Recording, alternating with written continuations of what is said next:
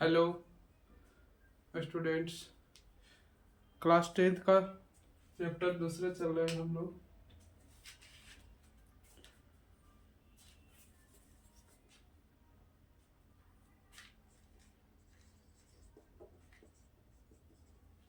Class 10th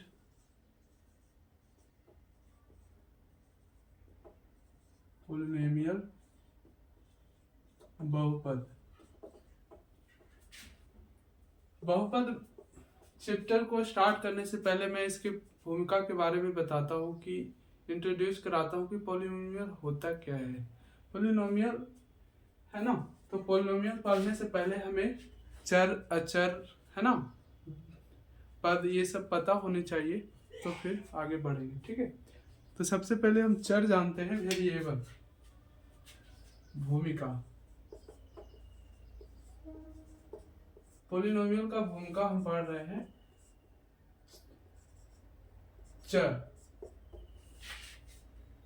चर किसको कहेंगे, है ना, जो संख्या के प्रतीक हम मान लेते हैं, संख्याओं का एक प्रतीक है ना, जिसका मान कोई वास्तविक संख्या हो। तो क्या कह रहा है ये कि संख्याओं का एक प्रतीक है। चर क्या है,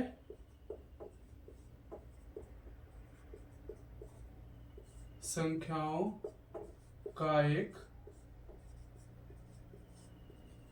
प्रतीक है जिसका मान एक वास्तविक संख्या है, वास्तविक संख्या है ना। जैसे मान लेते हैं x हो गया, a से कुछ भी, a b c dot dot dot z तक। ठीक है, a से z तक, है ना, तो उसे हम चर कहेंगे। अब हम थोड़ा सा अचर के बारे में पढ़ लेते हैं, है ना। ये सब चीजें वेरिएबल हो गया, चर को इंग्लिश में वेरिएबल बोलते हैं, है ना। अचर एक क्या है, वास्तविक संख्या है। अचर एक क्या है, वास्तविक संख्या है, जिसे हम कांस्टेंट बोलते हैं। ये क्या है, वेरिएबल है इसको, और ये कांस्टेंट है। ठीक है, इसमें इंग्लिश भी हम, अचर एक वास्तविक संख्या है, तो लिख सकते हैं यह एक वास्तविक संख्या है। यहाँ डायरेक्ट लिख दीजिए, यह एक वास्तविक संख्या है। और वास्तविक संख्या हम पिछले वाले वीडियो में बढ़ा चुके हैं स्पेशल, इसको भी कौन सी संख्या है ना, वास्तविक संख्या होती है। 5 संख्या सीखने के लिए बोले थे, 5 संख्या सीख लेंगे तो वास्तविक संख्या की कंसेप्ट सारा क्लियर हो जाएगा कि वास्तविक संख्या होता क्या है। वास्तविक संख्या है ना, परिमेय संख्या, अपरिमेय संख्या, जो भी है, प्राकृत संख्या, पूर्ण संख्या, पूर्णांक संख्या, है ना। तो इसको हम जैसे 3x है, अचर क्या है, एक 3 है ना, जैसे 3x लिखे तो x क्या है, x एक चर संख्या है, चर है ना, सॉरी, चर है एक, x चर है, और 3 क्या है, वास्तविक संख्या है। 4 क्या है, वास्तविक संख्या है। रूट है ना, 16 क्या है, वास्तविक संख्या है। कुछ भी लिखेंगे, रूट में लिखे, बाय में लिखे, कुछ भी, है ना। 2 रूट लिखे, -3 लिखे, ये सब क्या है, एक वास्तविक संख्या है। कोई दिक्कत है, चर अचर क्लियर हो गया, चर अचर क्लियर हो गया ना। चर हम उसे कहेंगे जिसकी संख्या, वास्तविक संख्या को हम जो मानते हैं, है ना, उसका एक प्रतीक मानते हैं, उसको हम क्या कहेंगे, चर कहेंगे।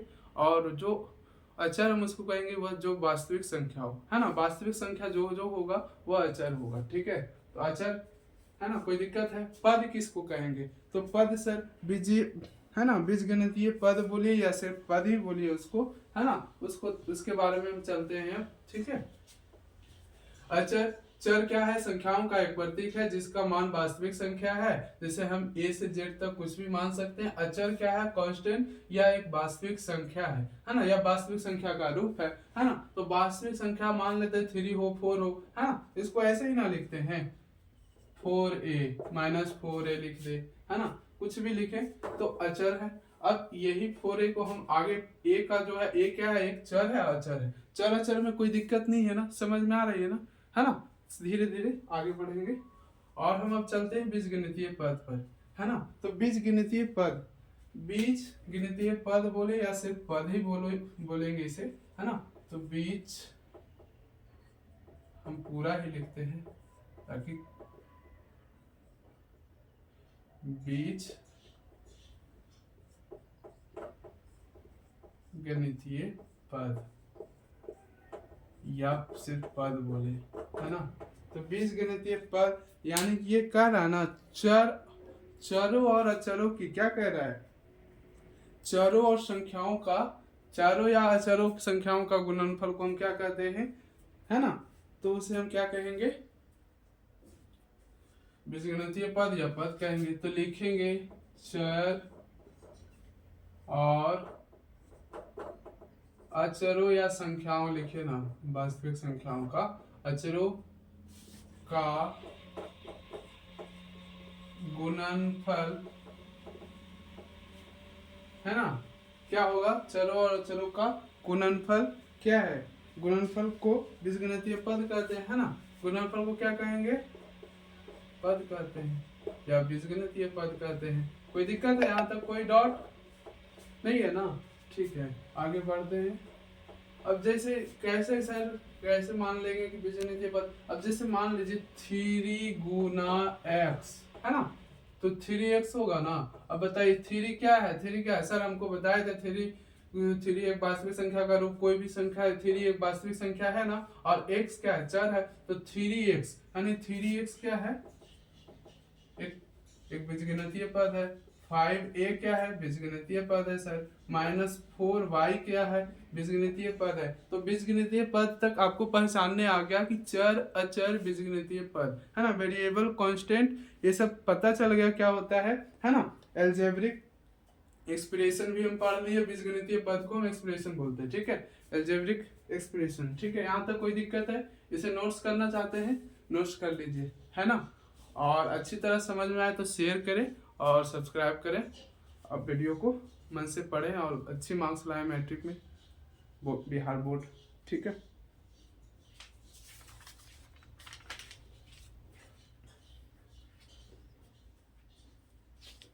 अब बीजगणितीय पद हम पढ़ लिया, बीजीय व्यंजक पढ़ेंगे, है ना। चलिए, इसको टर्म कहेंगे, है ना, इसको क्या कहेंगे, टर्म। अब हम एक्सप्रेशन में आएंगे, एक्सप्रेशन पढ़ेंगे, है ना, अलजेब्रिक एक्सप्रेशन। आगे बढ़ते हैं, बीजीय व्यंजक बोलते हैं इसको हिंदी में, क्या बोलते हैं, बीजीय व्यंजक। तो बीजीय व्यंजक क्या होता है कि वो क्या कह रहा है, बीजीय पद, है ना, बीजीय पद को जोड़ या घटाव, है ना, कर जोड़ या घटाव करके जो भी हम करते हैं, है ना, तो वो जो आता है उसका रूप, उसे हम क्या कहेंगे, बीजीय व्यंजक कहेंगे, है ना। तो बीजीय पद को जोड़, है ना, बीजीय पदों को जोड़ो और घटाकर क्या करें, एक या एक से अधिक बीजीय पदों को जोड़ने या घटाने से बीजीय व्यंजक प्राप्त होता है ना। तो बीजीय व्यंजक हम देखते हैं, ये बेसिक चीजें हैं, है ना, ध्यान रख के पढ़े ये सब। बीजीय व्यंजक, बीजीय व्यंजक को हम अलजेब्रिक एक्सप्रेशन बोलते हैं।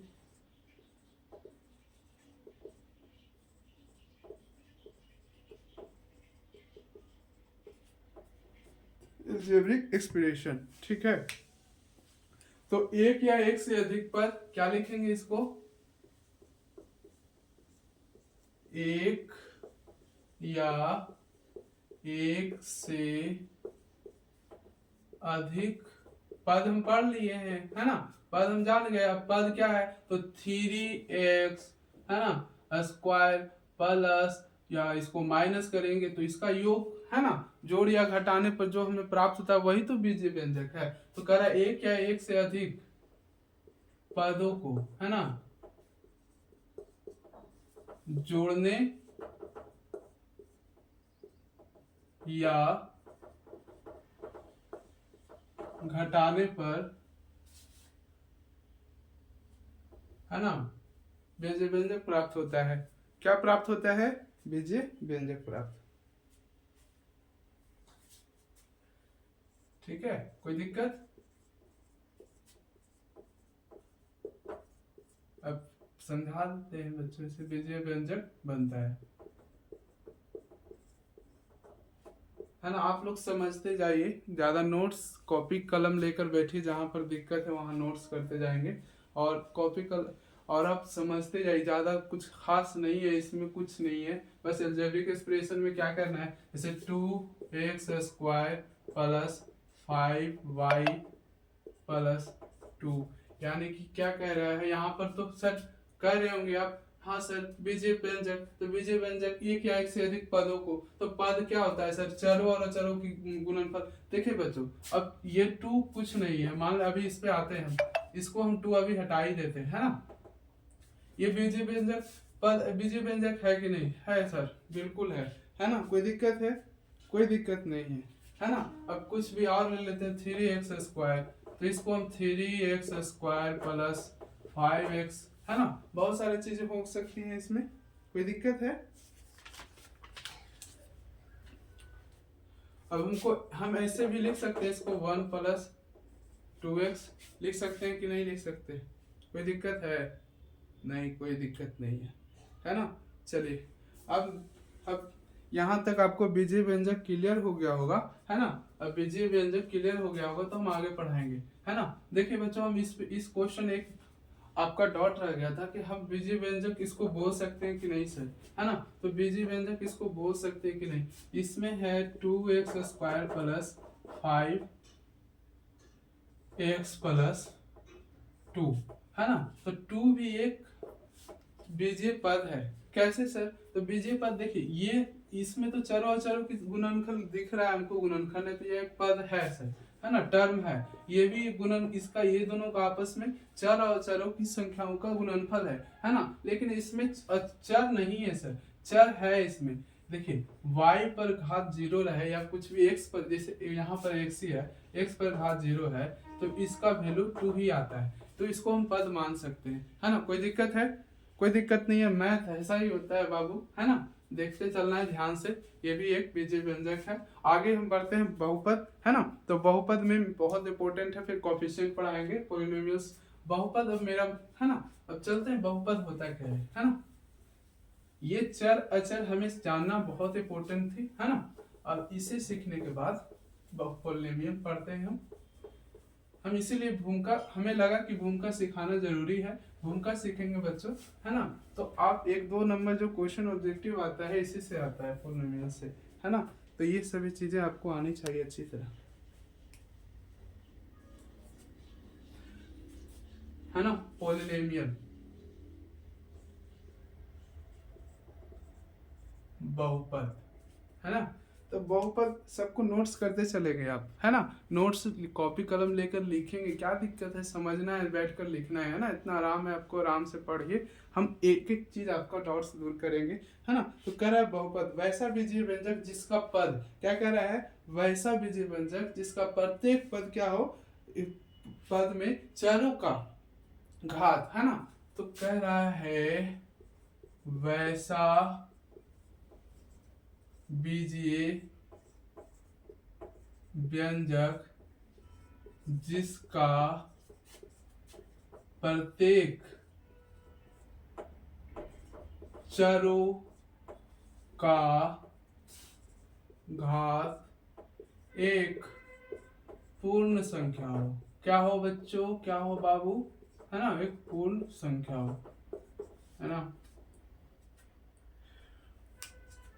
यहाँ तक समझ में आया। कह रहा है ना कि वैसा बीजीय व्यंजक, अब बीजीय व्यंजक में चल जाएंगे, कहेंगे चरों और अचरों संख्या के गुणनफल है सर। मान लेते हैं हम यहाँ पर 2b मान लेते हैं सर, है ना। 2b व्यंजक जिसका प्रत्येक चरों का घात, है ना, जिसका प्रत्येक, वैसा बीजीय, है ना। तो ध्यान से देख रहे हैं, समझ में आ रहा है ना। तो कह रहा है वैसा बीजीय व्यंजक जिसका प्रत्येक चरों का घात एक पूर्ण संख्या है, यानी कि घात इसका क्या है, b पर कुछ नहीं तो 1 है ना बाबू, घात इसका घात, है ना। तो 1 है, 2 भी लिखा हुआ, b पर कुछ नहीं तो 1 का तो घात होता है, यानी कि कह रहा वैसा बीजीय व्यंजक जिसका प्रत्येक चरो, तो प्रत्येक चरो यहाँ पर हम एक छोटा सा लिए 1 है, हाँ 1 एक पूर्ण संख्या है, हाँ सर। 0 से लेकर 1 2 3, है ना, और डॉट डॉट डॉट इन्फिनाइट तक तो ही होता है एक पूर्ण संख्या, है ना। यही पूछ रहा है हमसे कि एक पूर्ण संख्या है ना, हाँ तो है सर।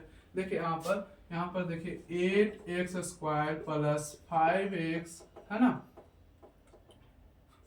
प्लस 4। अब बताइए ये एक बहुपद है कि नहीं, बहुपद है कि नहीं, समझ में आ रहा है, या एक बहुपद है कि नहीं? हाँ सर है। अभी आप बताएं कि एक जो चरों का, इसमें जो बीजीय व्यंजक है उसके चरों का घात क्या हो, पूर्ण हो। क्या ये पूर्ण संख्या है? हाँ। एक क्या पूर्ण संख्या है? इसमें भी कुछ नहीं तो ये रहता है, 0 भी एक पूर्ण संख्या है। जी सर ये सही है, बहुपद है ना, बहुपद है।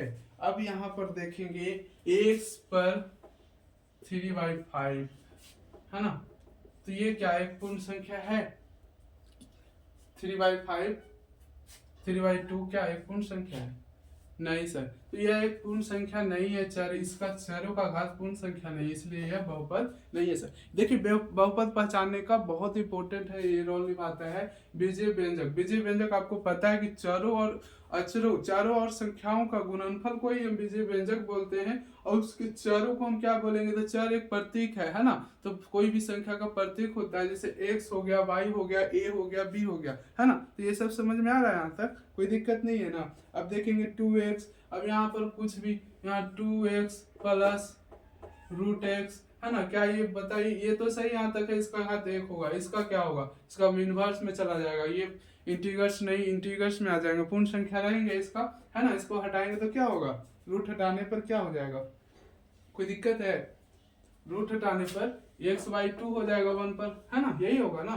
घात 1/2 और 1/2 एक पूर्ण संख्या नहीं है, कोई दिक्कत है? यहाँ तक नोट्स करते चलेंगे, 1 2 3 4। ये एग्जाम्पल बहुत इंपॉर्टेंट आपको समझाने के लिए काफी है ना। यहाँ पर लिख देंगे, अब यहाँ पर 4 हो गया। 5वां एग्जाम्पल लिखेंगे 1/x + 1। अब बताइए ये भी इनवर्स में आ जाएगा, इसका भी आंसर क्या होगा? इसको भी हम क्या लिखेंगे? x + 1 पर इनवर्स -1 हो जाएगा कि नहीं? जब बटा हटता है तो इनवर्स में आता है, इनवर्स एक क्या है? तो बहुपद नहीं होगा सर, ये नहीं होगा बहुपद, है ना। चलिए आगे चलेंगे, आगे क्या है एग्जाम्पल लेते चलेंगे, बनाते चलेंगे, सब है। अब 3/4 है ना, 3 पर 3/y है, 3/y है। y को जब ऊपर लाएंगे तो y पर माइनस, तो क्या होगा यहाँ पर? 3y - 1। ये भी क्या है? पूर्ण संख्या है, -1। हमको ये देखना है, इसका घात देखना है, चरों के घात को देखना है हमको, चरों का घात। पूर्ण संख्या नहीं है, नहीं है तो नहीं है।